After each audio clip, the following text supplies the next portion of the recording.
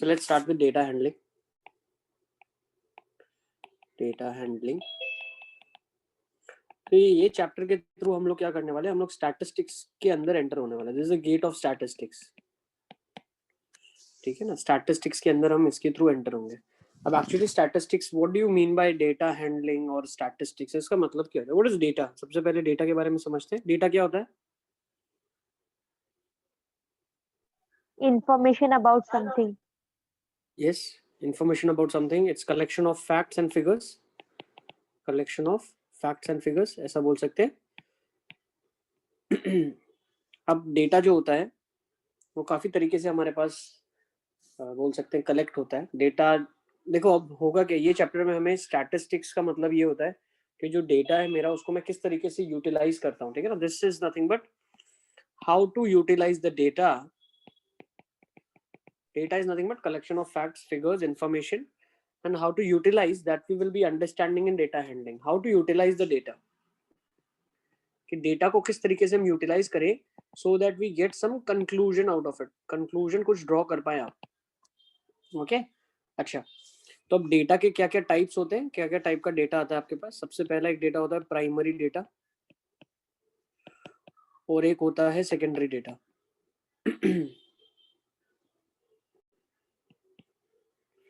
Now what do you mean by primary data? Primary data कौन सा होता है? ये डेटा है ना, इंडिविजुअल खुद कलेक्ट करता है अपने यूज के लिए. Individual collects the data for the usages, collects data.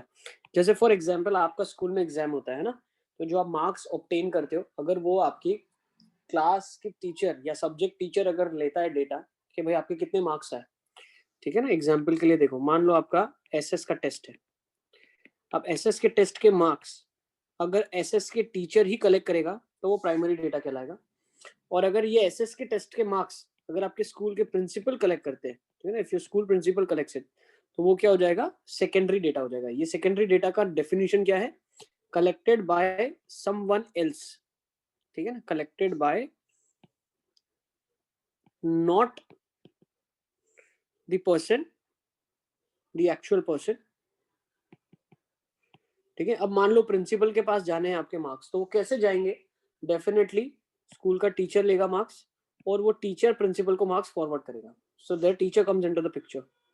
ठीक है, तो सेकेंडरी डेटा एक इस टाइप का डेटा होता है जो इंडिविजुअल खुद कलेक्ट नहीं करता, वो किसी और से लेता है कि भाई आपने डेटा कलेक्ट किया है तो give me that data for utilization. Okay, but if the data is collected by the individual himself और herself, then that data becomes primary data. Sir दोनों में डिफरेंस मतलब क्यों ऐसे अलग अलग नाम दिया गया है? नाम अलग अलग इसलिए दिया गया क्योंकि प्राइमरी डेटा जो होता है ना, ये ज्यादा रिलायबल होता है. It's more reliable. More reliable क्यों होगा भाई? इंडिविजुअल ने खुद कलेक्ट किया है तो उसको ज्यादा भरोसा होगा ना डेटा पे. Secondary data is less reliable. Less reliable क्यों लेस रिलायबल है? क्योंकि इंडिविजुअल ने डेटा किसी और से लिया है. ठीक है ना, तो इंसान को हमेशा खुद पे ज्यादा भरोसा होता है किसी भी और से. So that is the reason why secondary data is less reliable. ठीक है, अच्छा नेक्स्ट बाइफर्केशन जो हम डेटा में करते हैं, that is two more types of data. One is raw data, ठीक है, और दूसरा होता है आपका ग्रुप्ड डेटा. अच्छा, रॉ डेटा को अनग्रुप्ड डेटा भी बोला जाता है. ठीक है ना, अब इसका मतलब क्या होता है बेटा? Raw data is type of a data जो कि जैसे आया वैसे ही आपने उसको यूज कर लिया, उसको आपने कोई तरीके से सिंप्लीफाई नहीं किया, किसी तरीके से मैनेज नहीं किया, as it is used, as it is use कर दिया इसको. ठीक है, जैसे आपके पास डेटा आया, मान लो स्कूल में हमारे पास 6 स्टूडेंट्स हैं क्लास में, तो उन 6 स्टूडेंट्स के मार्क्स आ गए मेरे पास 5, 10, 8, 6 एंड 9. These are marks. अब ये डेटा को मैं एज इट इज यूज करूंगा कुछ भी जानकारी निकालने के लिए, तो इसको रॉ डेटा कहा जाएगा. अब इसी डेटा को अगर मैंने कन्वर्ट कर लिया कि 0 से 5 में कितने स्टूडेंट्स हैं, 5 to 10 में कितने स्टूडेंट्स हैं, तो पता चला 0 to 5 में 1 स्टूडेंट है, 5 to 10 में 4 स्टूडेंट है. Getting my point? तो इस तरीके से डेटा को अगर हम ग्रुप करते हैं तो इस टाइप ऑफ डेटा को ग्रुप्ड डेटा कहा जाता है और उसको अनग्रुप्ड डेटा कहा जाता है. ठीक है, ग्रुप डेटा काफी ज्यादा अच्छा लगता है. ये यूज कहाँ पे होता है? This is more systematic way of writing. ज्यादा सिस्टमेटिक वे है. दूसरा हम क्या बोल सकते हैं, सिस्टमेटिक के साथ साथ जब डेटा बहुत ज्यादा होगा, ह्यूज डेटा, मान लो 1000 स्टूडेंट का डेटा है, तो उसको अगर हम ग्रुप में करेंगे तो काफी इजीली आइडेंटिफाई किया जा सकता है डेटा को। आइडेंटिफाई करने का मतलब क्या है, कुछ कंक्लूजन ड्रॉ करना। जैसे आपने बोला 0 से 5 में कितने बच्चे हैं, 25 बच्चे हैं। 5 से 10 में कितने बच्चे हैं, 150 है। फिर 10 से 15 में कितने बच्चे हैं, 175 है। और 15 से 20 के बीच में कितने हैं, लेट्स से 125 स्टूडेंट है। तो ऐसे डेटा को आपने लिखा। अब यही अगर यहाँ पे रॉ फॉर्म में लिखा होता कि भाई 4 3 2 1 5 6 7 8 ऐसे लिखा होता हजारों बच्चों का, तो that does not make any sense. That does not make any sense. You getting my point? So raw data usually is not making any sense. To make sense, it has to be converted into group form, and from there we can draw the conclusion. ठीक है? And raw data is usually used when the observations, observation क्या किसको बोलते हैं, जो आपने data लिया, जैसे 5 एक ऑब्जर्वेशन है, 10 एक ऑब्जर्वेशन है, 8 एक ऑब्जर्वेशन है, 6 एक ऑब्जर्वेशन है, 9 एक ऑब्जर्वेशन है, तो सारी ऑब्जर्वेशंस है। So when observations are very less, जब ऑब्जर्वेशंस बहुत कम होती है तब हम लोग जाते हैं और आइडेंटिफाई करते हैं डेटा को रॉ फॉर्म में। Otherwise we definitely always go for grouped data form. Okay, is it clear? चलिए, तो ये टाइप ऑफ डेटा आपका पूरा क्लियर हो गया। 4 तरीके से डेटा के टाइप्स होते हैं, primary, secondary, based on what they have been collected through. Second is the way of writing data. You may write the data in raw form or you can write it in grouped form. ठीक है ना? ये थोड़ी बहुत story है, ठीक है ना? ये सब चीजें आपको पता होनी चाहिए। Okay, next, some more terms will be there which will be very useful when we go through the chapter. Each terms आपको दिखेंगी, है ना? नाम दिया गया है। So first term that you will be going through is that is range of the data. देखो, range of data. तो range of the data क्या होता है? Difference between the highest and the difference between the highest and the lowest observation.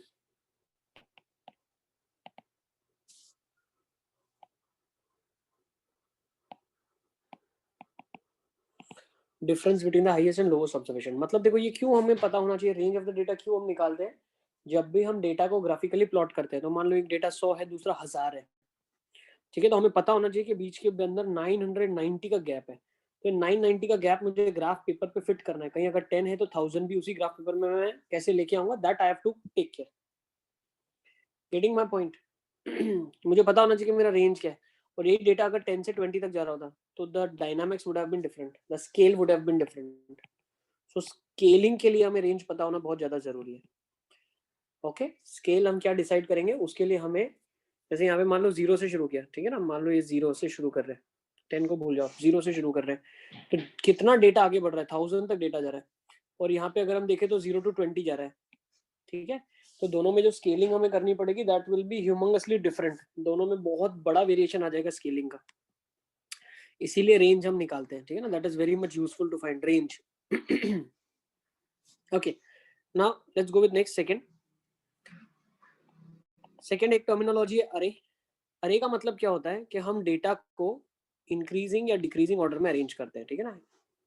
Increasing और decreasing order, ठीक है ना? Data को अगर आप इंक्रीजिंग या डिक्रीजिंग ऑर्डर में अरेंज करते हैं तो that is called as an array. Third, frequency. Frequency क्या होता है? Frequency is nothing but if a particular observation is occurring let's say 5 times, so 5 is the frequency, ठीक है ना? तो it denotes the number of times an observation it denotes the number of times an observation repeats itself, ठीक है? ये हमें क्या frequency क्या है नॉलेज देता है, वो हमें बताता है कि कितने बार एक ऑब्जर्वेशन रिपीट कर रही है, ठीक है ना? So for example 5 is coming 4 times, so 4 is the frequency of 5. 4 frequency है, 5 observation है। 5 is an observation, 5 एक ऑब्जर्वेशन है और फ्रीक्वेंसी क्या बता रहा है, कितनी बार वो ऑब्जर्वेशन आती है। तो 4 क्या बता रहा है, 4 बार 5 आया हुआ है। Is it clear? Yes, yes. Next अब हम क्या करेंगे, कैसे डेटा को लिखा जाता है ना, किस तरीके से डेटा को लिखते हैं, है ना? सबसे पहला आप अंडरस्टैंड करेंगे फ्रीक्वेंसी डिस्ट्रीब्यूशन टेबल। क्या अंडरस्टैंड करेंगे? Frequency distribution table. तो फ्रीक्वेंसी डिस्ट्रीब्यूशन टेबल में, एक second, frequency distribution table heading रखो आप। तो फ्रीक्वेंसी डिस्ट्रीब्यूशन टेबल में सबसे पहला जो हम पढ़ेंगे वो टैली मार्क टेबल पढ़ेंगे, टैली मार्क टेबल। ठीक है, फ्रीक्वेंसी डिस्ट्रीब्यूशन में हम पहले पढ़ेंगे टैली मार्क टेबल। अब टैली मार्क टेबल में क्या होता है, आप टैली मार्क के फॉर्म में डेटा को रिप्रेजेंट करते हो। इसका मतलब क्या है, लेट्स डू इट। सो एक डेटा आपके पास दिया हुआ है, so data is, let's take down a question, number of children in a family are mentioned below. In a family are mentioned below. Form a tally mark table for the same. Form a tally mark table for the same. अब इसका tally mark table बनाइए बोल रहा है। तो data ले लेते हैं हम 3 2 1 0 5 1 2 3 4 1 2 2 3 3 1 0 0 3 4 1 1 5 1 1 0। ठीक है ना, ये डेटा आपके पास दिया हुआ है। This is the data given to you. Now we have to make a tally mark table out of it. What do we do is we make a tally mark table. कैसे बनाते हैं देखो आप।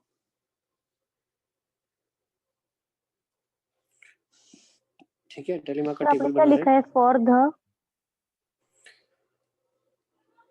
number of children in a family for the same. You have to make a tally mark table for the same. Number of children का आपको tally mark table बनाना है।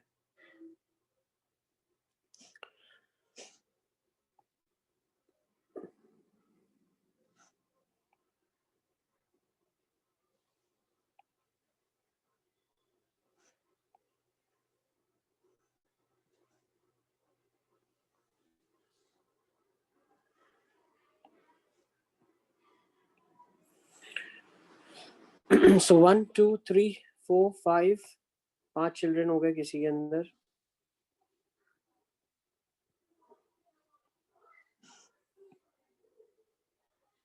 Let's take next number of children.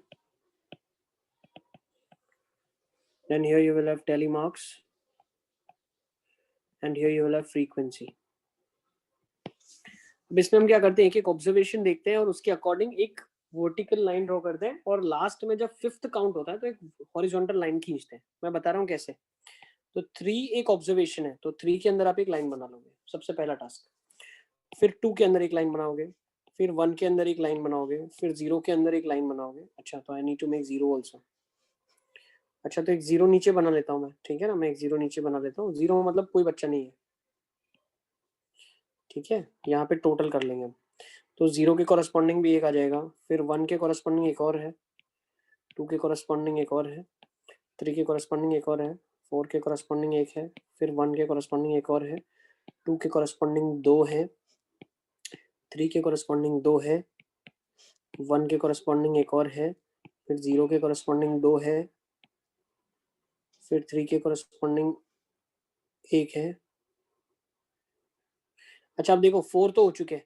अब जैसे 3 के corresponding एक मैं draw करूंगा तो एक लाइन ऐसे ड्रॉ होती है। ठीक है, देख लो ये this indicates now the complete set of 5 is done. 5 एक साथ कंप्लीट हो चुके हैं। 4 वर्टिकल एक स्लैंटिंग, 4 वर्टिकल एक स्लैंटिंग बनाना है। ठीक है, नेक्स्ट। अच्छा, बीच में कहीं 5 भी था, हमसे वो छूट गया है। ठीक है ना, there was a 5 over here.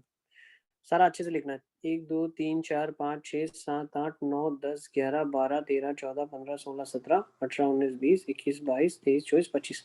So 25 total observation आपके पास होनी चाहिए। मैं यहाँ लिख देता हूँ। ठीक है ना, एक बार काउंट करेंगे हम। 3 पे एक लाइन हो गया, फिर 4 है, एक लाइन हो गया, फिर 2 1 है, तो एक 1 को आपने स्लैंटिंग कर दिया और एक 1 ड्रॉ कर दिया, फिर एक और 5 है यहाँ पे, फिर 2 1 और है और एक 0 है। सो this is the tally mark table. Now when you count the frequency, आपको पता है 5 का बॉक्स एक साथ दिखता है। This is block of 5। ये 5 का ब्लॉक है, इसीलिए ये काउंटिंग में बहुत इजी हो जाता है। तो 5 + 3 8 हो गया, 4 हो गया, 5 हो गया, 19 2, 21 2 और 4 25। सो टोटल 25 मैच हो रहा है। ठीक है, देख लो। So this is how do we make a tally mark table. ये शेड करना नहीं होता, ये मैंने आपको दिखाने के लिए शेड कर दिया, but we don't shade it in school exam. सिर्फ आपको स्लैंटिंग एक लाइन बना देना है to show that it's a pair of 5, it's a group of 5। Okay, Yes, sir. Okay. तो 1 we have done, tally mark का टेबल हमने कर लिया। नेक्स्ट, और किस तरीके से लिखा जाता है मैं बता देता हूँ आपको। तो एक टैली मार्क टेबल के फॉर्म में आप डेटा को रिप्रेजेंट करते हो, ठीक है ना, grouped frequency distribution. Okay, next जो हम पढ़ेंगे अब, इसमें क्या होता है और किस तरीके से हम डेटा को लिखते हैं। सेकेंड मेथड लिखो।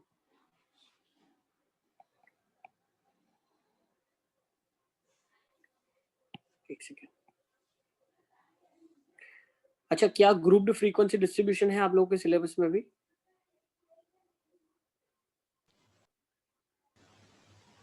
What sir? क्या ग्रुप फ्रीक्वेंसी डिस्ट्रीब्यूशन पढ़ा है आपने स्कूल में? Grouped frequency no distribution? Sir, sir हमको ऐसा कुछ भी नहीं पढ़ाया। टैली मार्क टेबल तो बताया होगा ना? यस सर, ये बताया था। अच्छा, इसके बाद क्या मीन मीडियन मोड सर बताया? ग्रुप्ड फ्रीक्वेंसी वाला बताया हमको। बताया? Yes sir. सर हमारी ठीक है, क्लास में नहीं बताया। अच्छा कोई बात नहीं, मैं बता देता हूँ ना आपको। अच्छा, मुझे एक चीज बताओ, क्या आप लोगों को मीन मीडियन मोड है सिलेबस में? सर हमको आता है कि नहीं वो मुझे पता नहीं। कौन सी किताब फॉलो करते हो आप लोग स्कूल में? Which book you follow? NCERT NCERT. NCERT में है? नहीं है सर। डेटा हैंडलिंग में क्या है आपको? सिर्फ ग्राफ्स है क्या? हाँ सर वही है, सिर्फ ग्राफ है, पाई चार्ट है, पाई चार्ट है, बार ग्राफ, हाँ double sir, bar graph, circle line वाला ग्राफ। भी है क्या?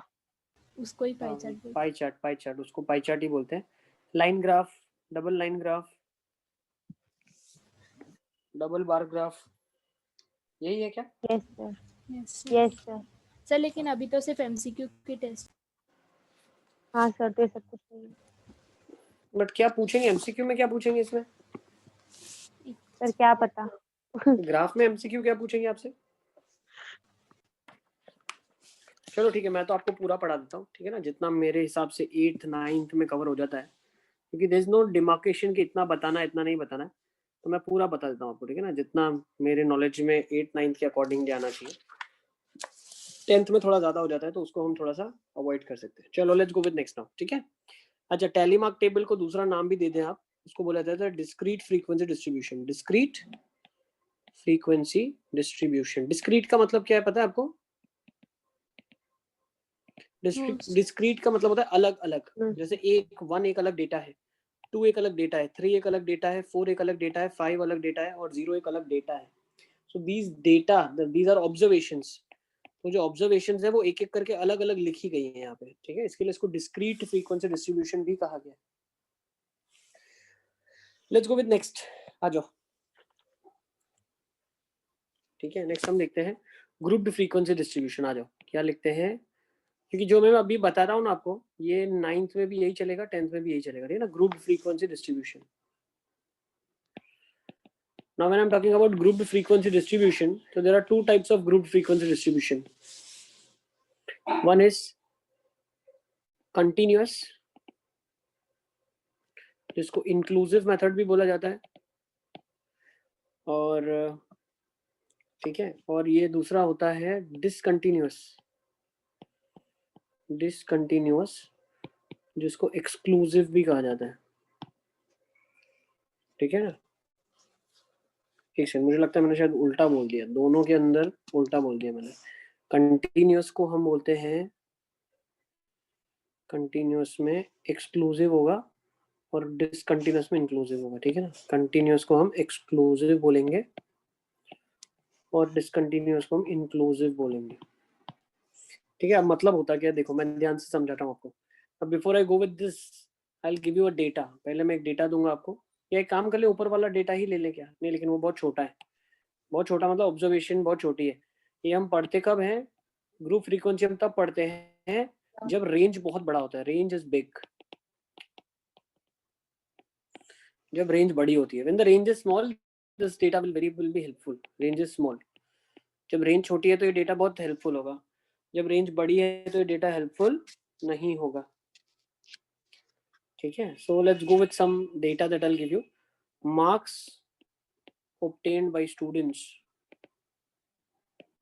marks obtained by students in a test, marks obtained by students in a test out of let's say 50 में से कितने मार्क्स लाए बच्चे, हम उसका डेटा लिख रहे हैं। So the data is 39, 25, 5, 33, 19, 21, 12, 48, 13, 21, 9, 1, 10, 8, 12, 17, 19, 17, 41, 40, 12, 46, 37, 17, 27, 30, 6, 2, 6 and 2, 6, 2, 23 and 19. ठीक है ना. Total number of students count कर लो. 3, 5, 7, 9, 11, 12, 13, 14, 15, 16, 22, 23, 24, 25, 26, 27, 28, 29, 30. 30 स्टूडेंट्स है ना. ठीक है. These are total 30 students in all. So this data has been given to you. Sir Yes बेटा. सर का भी मैसेज आया कि एमसीक्यू टेस्ट नहीं है, सब्जेक्टिव टेस्ट है हमारा. That's what I'm asking. Statistics में MCQ क्या होगा? यस सर, कोई बात सब्जेक्टिव टेस्ट. कोई बात नहीं, देख लेते हैं. ठीक है. तो डेटा आपके पास आ गया. ओके.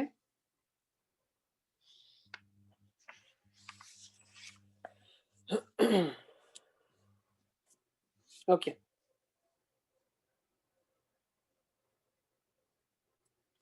तो अब हम क्या करने वाले हैं. 50 तक मेरे मार्क्स हैं, तो मैं क्या करने वाला हूँ, इस डेटा को क्लासेस में डिस्ट्रीब्यूट करूंगा. कैसे डिस्ट्रीब्यूट करूंगा देखो. तो हम सबसे पहले जो मेथड पढ़ने वाले हैं, that is going to be exclusive method. ठीक है ना. लिख लो. सबसे पहली जो मेथड डिस्कस कर रहे हैं वो कर रहे हैं एक्सक्लूसिव मेथड. ठीक है. Exclusive method. इसमें हम क्या करेंगे, क्लास इंटरवल में हम इसको डिस्ट्रीब्यूट करेंगे. ठीक है ना. क्लास इंटरवल, पहला कॉलम लिखोगे क्लास इंटरवल का, और क्लास इंटरवल क्या ले लेंगे, 0 to 10, 10 to 20, 20 to 30, 30 to 40 and 40 to 50. Sir हमको पढ़ाया ही है, मैं गलती से भूल गई. है ना. हाँ. ये यूज कहाँ पे होगा, आपको जब ग्राफ बनाओगे ना तो बहुत यूजफुल होगा. तो ग्राफ के लिए आना चाहिए. ठीक है. 0 to 10, 10 to 20, 20 to 30, 30 to 40 and 40 to 50. इसके बाद हम क्या करेंगे, tally mark and frequency. Tally mark and frequency. अच्छा, अब इसमें देखो क्यों इसको एक्सक्लूसिव कहा गया है. Why is it called as an exclusive. क्योंकि देखो इसमें क्या होता है, अब मान लो 10 आपके पास ऑब्जर्वेशन है, तो आप कंफ्यूज हो जाओगे ना, 10 को इसमें डाला जाए या इसमें डाला जाए. किसमें डालेंगे 10 को. Sir 10 to 20.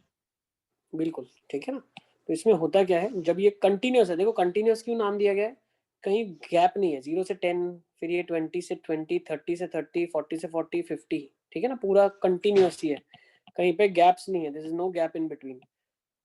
इसीलिए पहली चीज. सर अगर किसी के 50 आएंगे तो हमको 50 to 60 भी बनाना पड़ेगा. यस. अगर 50 आएगा तो 50 to 60 भी बनाना पड़ेगा उसके केस में. ओके. ठीक है. देखो ये टोटल आपका आ गया. ओके. अब मैं क्या बोल रहा हूँ, इसमें होता क्या है, whenever there is a range, let's say 0 to 10. ठीक है ना. तो 0 is inclusive and 10 is exclusive. 0 is inclusive and 10 is exclusive. Okay. Similarly 10 to 20 अगर लिखा हुआ है तो 10 is inclusive and 20 is exclusive. 20 को एक्सक्लूड करेंगे. तो चलिए इसका टेबल हम बना लेते हैं. तो 39 किसके अंदर में आएगा, इसमें आ जाएगा. 25 किसके अंदर में आएगा, 30 to 40. है ना. 5 बना लो मेरे साथ. टैली मार्क बनाते चलो फटाफट, then will compare.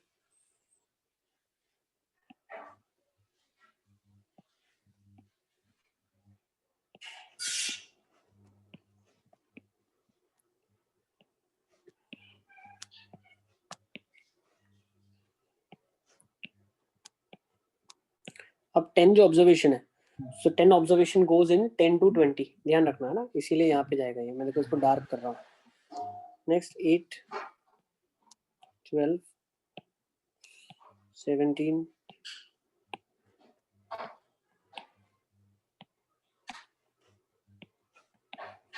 40 will go where, इसके अंदर. इसको भी मैं डार्क कर रहा हूँ।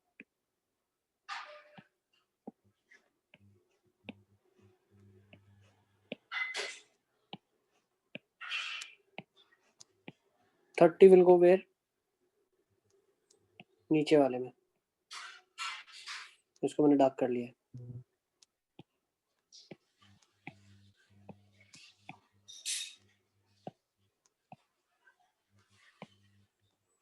ओके, तो लिख लेते हैं frequency 6, 11, 5, 4 and 4. So 17, 22, 26 and 30 sums up to 30. Yes? Is it clear? Exclusive method clear है? Yes sir, clear. Next, we'll go with inclusive method. दूसरी method ले लेंगे inclusive. Inclusive method, इसको बोला जाता है discontinuous type frequency distribution table. Discontinuous type. अब इसमें क्या होता है, इसमें क्लासेस बनेगी ऐसे 0 से 9, 10 से 19, 20 से 29, 30 से 39 एंड 40 से 49. ठीक है, 0 से 9, 10 से 19, 20 से 29, 30 से 39 और 40 से 49. तो जो ऊपर हुआ था सेम स्टोरी इधर ही होगा, सेम लिखा हुआ है. See this story that has been written is exactly same as above. क्यों? 0 से 9 में इसमें क्या होगा, 0 भी इंक्लूड होगा और 9 भी इंक्लूड होगा, क्योंकि दूसरे में 10 to 19 है, तो 10 इसमें इंक्लूड होगा और 19 भी इंक्लूड होगा. Is it clear? तो inclusive type of frequency distribution table is nothing but same as exclusive. Exclusive में ध्यान रखना पड़ता है कि 10 को नीचे नहीं लेना है, ऊपर नहीं लेना है. इसमें ध्यान नहीं देना पड़ेगा, आप इसमें आंखें बंद करके वैल्यूज पुट कर सकते हो, तो डेफिनेटली सेम आंसर आ जाएगा, क्योंकि जो यहाँ पे हमने किया वही हम यहाँ पे कर रहे हैं. So you'll get the same answer. ठीक है ना, सब कुछ सेम आएगा. लेकिन फिर सर ये मेथड हम क्यों यूज करते हैं, ऊपर वाली क्यों यूज नहीं करना चाहिए, ऐसा मैंने नहीं करना चाहिए नोट ऊपर वाला. ये समझ आ गया? अब दोनों का अपना एडवांटेज है, देखो ना, दोनों का एडवांटेज अपना अपना है. देखो अब क्या होता है, जब ये डेटा आपके पास दिया हुआ ना इंक्लूसिव, तब आपको इसको एक्सक्लूसिव में ही कन्वर्ट करना पड़ेगा. बताओ क्यों? You have to always convert data into exclusive form. What is the reason Yes, behind sir. It? क्यों Sir, करना because पड़ता है? in 0 to 10 also we didn't take 10, we take till 9 only the numbers. No, we have taken 10. No, take 10 is over here. Still this method is not useful. This will not help. ये इतना helpful नहीं होता है. क्यों नहीं होगा? क्योंकि जब आप ग्राफ बनाओगे ना, देखो 0 से 9 आपने ग्राफ बनाया, फिर 10 से 19 ग्राफ बनाओगे, तो ग्राफ ऐसे टूटा टूटा सा बनेगा. Getting my point? फिर 20 से बनाओगे ग्राफ, फिर 30 से बनाओगे ग्राफ. ठीक है ना, तो ये ग्राफ टूटा हुआ बनेगा. ठीक है, तो you'll have breakages in the graph, और ये गैप का कोई सेंस नहीं है. there is no sense of the gap in between. ठीक है, बार ग्राफ में जब गैप होता है तो उसका मीनिंग अलग होता है, उसका मीनिंग प्योरली अलग होता है. वो गैप क्या बताता है, जैसे यहाँ पे इंडिया लिख लिया, यहाँ पे पाकिस्तान लिख दिया, या ऑस्ट्रेलिया लिख दिया. अब रन्स के बारे में बात हो रही है, तो ये अलग अलग डेटा, अलग अलग ऑब्जर्वेशन है, तो इनका अलग होना बिल्कुल बनता है. 9 से 10 का बीच में गैप का कोई मतलब नहीं है, 9 यहाँ काउंट हो गया, 10 यहाँ काउंट हो गया. ठीक है, तो इसीलिए हम इस डेटा को जब भी कन्वर्ट करेंगे, so will be trying to convert inclusive to exclusive. लेकिन जब इंक्लूसिव को एक्सक्लूसिव में कन्वर्ट करेंगे, क्यों कन्वर्ट करते हैं पहले तो अंडरस्टैंड करो. लिखो यहाँ पे, we convert discontinuous to continuous. There should be y. क्यों कन्वर्ट करते हैं? To make continuous graph, to make a continuous graph, graph continuous बनाने के लिए. And how do we do it, कैसे करते हैं, अब वो भी हम समझेंगे. देखो ठीक है ना, वो हम समझेंगे. पहले तो हमने समझ लिया हमें कंटिन्यूस बनाना पड़ेगा ग्राफ को कंटिन्यूस बनाने के लिए. अब ग्राफ को कंटिन्यूस बनाने के लिए कंटिन्यूस बनाना पड़ेगा, लेकिन इसको कंटिन्यूस बनाओगे कैसे आप? So let's understand method of that as well.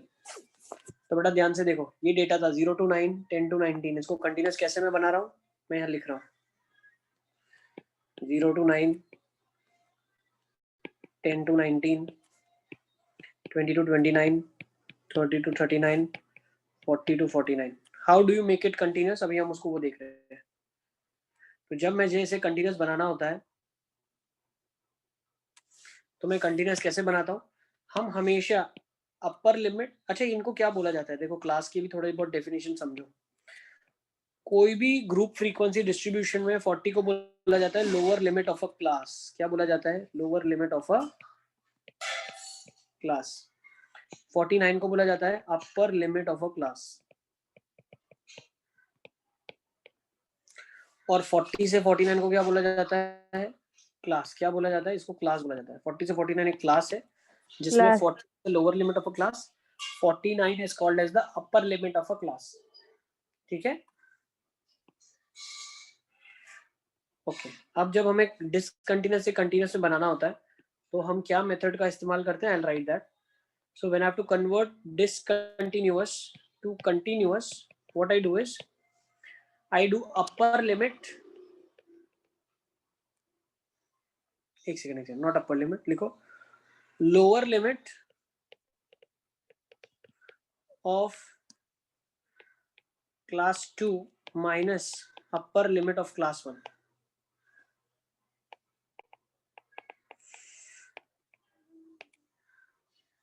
by 2। ये आपके पास आ जाता है h। ठीक है ना, हम क्या करते हैं, लोअर लिमिट ऑफ क्लास 2। अब मुझे बताओ लोअर लिमिट क्या है क्लास की, कोई भी क्लास की लोअर लिमिट बताओ। क्लास 2 ले लो, अगर ये क्लास 1 है तो ये क्लास 2 हो जाएगा। इसकी लोअर लिमिट क्या है? 10, अपर लिमिट है 9 by 2, कितना हो गया? 0.5। तो अब हम क्या करते हैं, 0.5 19 डिफरेंस, बेटा we have to take difference. Lower limit of class 2 minus upper limit of class 1 by 2। Okay, 0.5 आ गया। अब हम क्या करने वाले हैं, 0.5 सर इसमें आपने बढ़ाने, 10 to 19 लेना चाहिए पर आपने 10 minus 9 लिया है।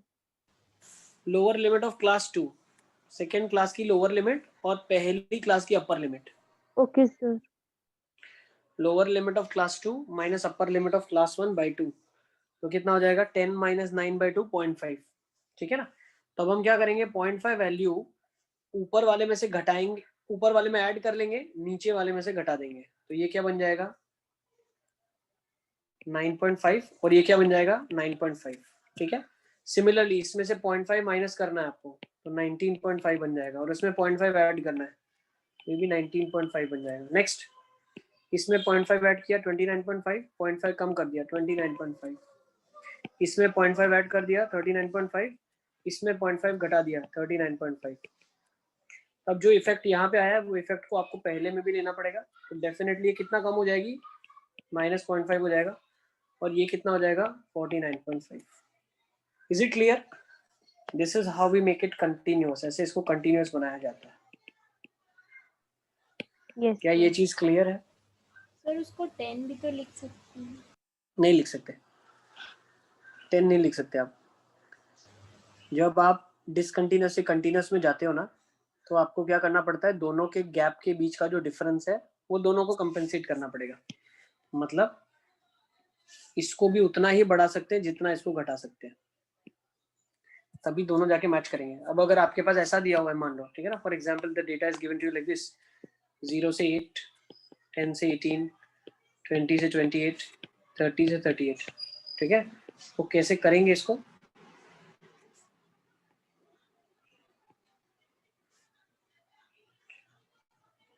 इसको अब हम चाहें तो ऐसा नहीं कर सकते, 0 से 10, 10 से 20, वी कांट डू दैट, अपने नहीं कर सकते ऐसे। हम क्या कर सकते हैं, what we can do is 8 + 10। अब ये 8 और 10 है, इन दोनों के बीच में देखो आप, 10 - 8 कितना है? 2, 2/2 कितना है? 1। तो 1 इसको बढ़ाना पड़ेगा, 1 इसको घटाना पड़ेगा, 1 इसको बढ़ाना पड़ेगा, 1 इसको घटाना पड़ेगा, बढ़ाना पड़ेगा, घटाना पड़ेगा, बढ़ाना पड़ेगा, घटाना पड़ेगा। तो कैसा हो जाएगा ये? 9, 9, 19, 19, 29, 29, 39 -1। Is it clear? Yes sir. तो इससे होता क्या है, what things do we add? Note कर लो इसमें, note please understand, please understand, this is very important है ना, 10 तक के बच्चे को ये चीज नहीं समझ आती है। Please understand, when you convert when you convert discontinuous to continuous,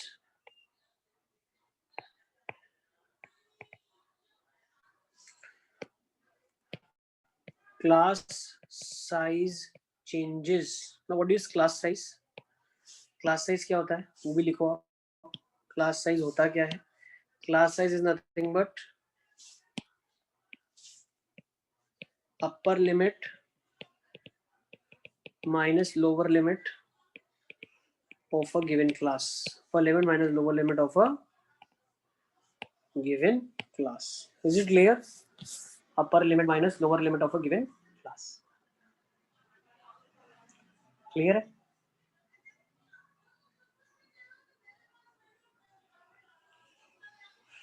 ठीक है. एक काम कर लेते हैं ना. Yes sir, understood. अंडरस्टूड. एक काम कर लेते हैं. देखो आज है ना एक आप लोगों का एक क्लास एक्स्ट्रा रख लेते हैं. नो सर, सर हमको आ जाएगा क्लास में. इजी है स्कूल का यूं भी सर. कितने बजे रखते हैं? देखो ना 5 o'clock रख लेते हैं ना. 5 o'clock. सर स्कूल का यूं भी इजी, हमको आ जाएगा. अरे बट कंप्लीट कर लेते हैं ना. क्या टेंशन है यार. एक ये चैप्टर भी हो जाएगा हमारा काम खत्म. नहीं सर. सर फिर नहीं? तीनों की एक्सरसाइजेस साथ में करने पड़ेगी. नहीं, आई विल गिव यू टाइम. मैं आपको टाइम दूंगा काफी ज्यादा. Sir please. नहीं नो ठीक सर है. ये जैसा सर ये चैप्टर के बाद जब तक एक चैप्टर का डिस्कशन कंप्लीट नहीं होना तब तक नेक्स्ट चैप्टर स्टार्ट मत करना. ठीक है. डन. प्रॉमिस. ठीक है ना. तो 5 o'clock you meet me. 5 to 5:45. ठीक है ना. No sir. कर लोगे खुद से तो नहीं मिलते हैं. बस you will do by yourself. Sir yes sir, we will do. It's easy school. ठीक है. ओके.